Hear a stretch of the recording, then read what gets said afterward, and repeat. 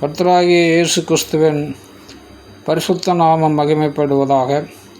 இன்றைக்கான வேத பகுதி உபாகமம் 33 மற்றும் 34 அதிகாரம் வாசிக்க கேட்போம். இந்த வேத எழுத்துக்களை வாசிக்கிறவனும் கேட்கிறவர்களும் அதன்படி கை கொண்டு நடக்கிறவர்களும் பாக்கியவான்கள். வாசிப்போம். தேவனுடைய மனுஷனாகிய மோசே தான் மரணமடையும் முன்னே இஸ்ரவேல் புத்திரரை ஆசீர்வதித்த ஆசீர்வாதமாவது, கர்த்தர் சீனாயிலிருந்து எழுந்தருளி சேயீரிலிருந்து அவர்களுக்கு உதயமானார். பாரான் மலையிலிருந்து பிரகாசித்து 10,000களான பரிசுத்தவான்களோடு பிரசன்னமானார்.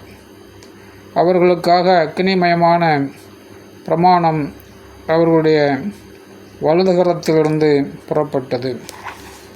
மெய்யாகவே அவர் ஜனங்களை சிநேகிக்கிறார். அவருடைய பரிசுத்தவான்கள் எல்லாரும் உம்முடைய கையில் இருக்கிறார்கள். அவர்கள் உம்முடைய பாதத்தில் விழுந்து உம்முடைய வார்த்தைகளினால் போதனை அடைவார்கள். மோசே நமக்கு ஒரு நியாயப்பிரமாணத்தை கற்பித்தான். அது யாக்கோபின் சபைக்கு சுதந்திரமாயிற்று. ஜனங்களின் தலைவரும் இஸ்ரவேலின் கோத்திரங்களும் கூட்டம் கூடின போது அவர் யசூரனுக்கு ராஜாவாயிருந்தார்.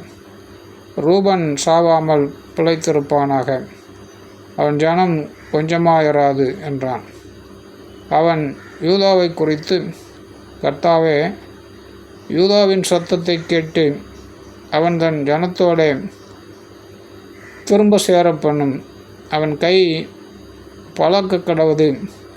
அவனுடைய சத்துருக்களுக்கு அவனை நீங்களாக்கி விடுவிக்கிற சகாயராய் இருப்பீராக என்றான். லேவியை குறித்து, நீ மாசாவிலே பரீட்சை பார்த்து மேரிபாவின் தண்ணீரிடத்தில் வாக்குவாதம் பண்ணின உன் பரிசுத்த புருஷன் வசமாய் உன்னுடைய தும்மீம் ஊரிம் என்பவைகள் இருப்பதாக. தன் தகப்பனுக்கும் தன் தாய்க்கும் நான் உங்களை பாரேன் என்று சொல்லி தன் சகோதரரை அங்கீகரியாமல் தன் பிள்ளைகளையும் அறியாமல் இருக்கிறவன் வசமாய் அவைகள் இருப்பதாக. அவர்கள் உம்முடைய வார்த்தைகளை கைக்கொண்டு உம்முடைய உடன்படிக்கையை காக்கிறவர்கள். அவர்கள் யாக்கோபுக்கு உம்முடைய நியாயங்களையும் இஸ்ரவேலுக்கு உம்முடைய பிரமாணத்தையும் போதித்து உமது சன்னிதானத்தில் தூப வர்க்கத்தையும் உமது பலிபீடத்தின் மேல் சர்வாங்க தகன பலிகளையும் இடுவார்கள். கர்த்தாவே, அவன் சம்பத்தை ஆசீர்வதித்து அவன் கை கிரியையின் மேல் பிரியமாயிரும். அவனை பகைத்து அவனுக்கு விரோதமாய் எழும்புகிறவர்கள் திரும்ப எழுந்துராதபடி அவர்களுடைய இடுப்புகளை நொறுக்கிவிடும் என்றான். பென்யமீனை குறித்து, கர்த்தருக்கு பிரியமானவன் அவரோட சுகமாய் தங்கியிருப்பான். அவனை எந்நாளும் அவர் காப்பாற்றி அவன் எல்லைக்குள்ளே வாசமாயிருப்பார் என்றான். யோசேப்பை குறித்து, கர்த்தரால் அவனுடைய தேசம் ஆசீர்வதிக்கப்படுவதாக.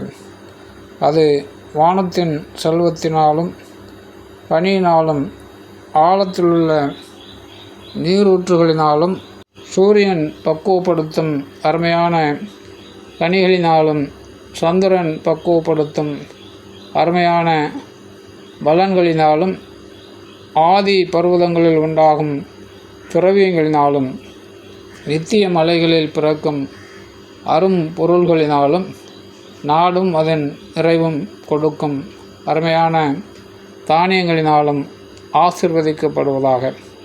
முட்செடியில் எழுந்தருளினவரின் தயை யோசேப்புடைய சிரசின் மேலும் தன் சகோதரரில் விசேஷித்தவனுடைய உச்சந்தலையின் மேலும் வருவதாக. அவன் அலங்காரம் அவன் தலையீற்று காளையினுடைய அலங்காரத்தைப் போலவும் அவன் கொம்புகள் காண்டாமிருகத்தின் கொம்புகளைப் போலவும் இருக்கும். அவைகளாலே ஜனங்களை ஏகமாய் தேசத்தின் கடையாந்திரங்கள் மட்டும் முட்டி துரத்துவான். அவைகள் எப்பிராயிமின் 10,000களும் மனாசேயின் 1000ங்களுமானவைகள் என்றான். செபுலோனை குறித்து, செபுலோனே, நீ வெளியே புறப்பட்டு போகையிலும், இசக்காரே, நீ உன் கூடாரங்களில் தங்குகிலும் சந்தோஷமாயிரு.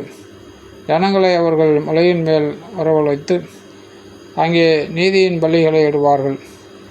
கடல்களில் உள்ள சம்பூர்ணத்தையும் மணலுக்குள்ளே மறைந்திருக்கும் பொருள்களையும் அனுபவிப்பார்கள் என்றான். காத்தை குறித்து, காத்துக்கு விசாரமான இடத்தை கொடுக்கிறவர் ஸ்தோத்தரிக்கப்பட்டவர்.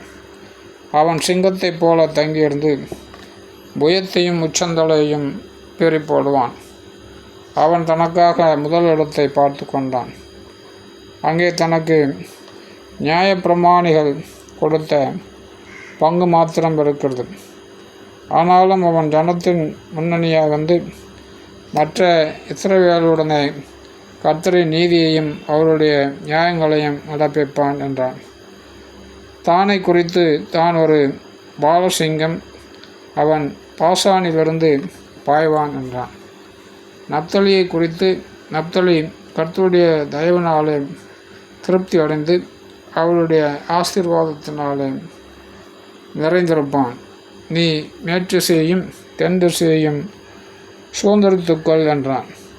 ஆசேரை குறித்து, ஆசேர் புத்திரபாக்கியம் உடையவனாய் தன் சகோதரருக்கு பிரியமாயிருந்து தன் காலை எண்ணெயிலே துவைப்பான். இரும்பும் வெண்கலமும் உன் பாதரட்சியின் கீழ் எடுக்கும். உன் நாட்களுக்கு தக்கதாய் உன் பலனும் இருக்கும் என்றான். யசூரனுடைய தேவனைப் போல் ஒருவனும் இல்லை. அவர் உனக்கு சகாயமாய் வானங்களின் மேல் தமது மாட்சிமையோடு ஆகாய மண்டலங்களின் மேலும் ஏறி வருகிறார். அநாதி தேவனே உனக்கு அடைக்கலம். அவருடைய நித்திய புயங்கள் உனக்கு ஆதாரம். அவர் உனக்கு முன்னின்று சத்துருக்களை துரத்தி அவர்களை அழித்து போடு என்று கட்டளையிடுவார். இஸ்ரவேல் சுகமாய் தனித்து வாசம் பண்ணுவான். யாக்கோபின் ஊர் தேசத்தில் இருக்கும் அவருடைய வானமும் பனியை பெய்யும். இஸ்ரவேலே, நீ பாக்கியவான். கர்த்தரால் ரட்சிக்கப்பட்ட ஜனமே, உனக்கு ஒப்பானவன் யார்? உனக்கு சகாயம் செய்யும் கேடகமும் உனக்கு மகிமை பொருந்திய பட்டயமும் அவரே. உன் சத்துருக்கள் உனக்கு இச்சகம் பேசி அடங்குவார்கள். அவர்கள் மேடுகளை மிதிப்பாய் என்று சொன்னான். ஆமென்.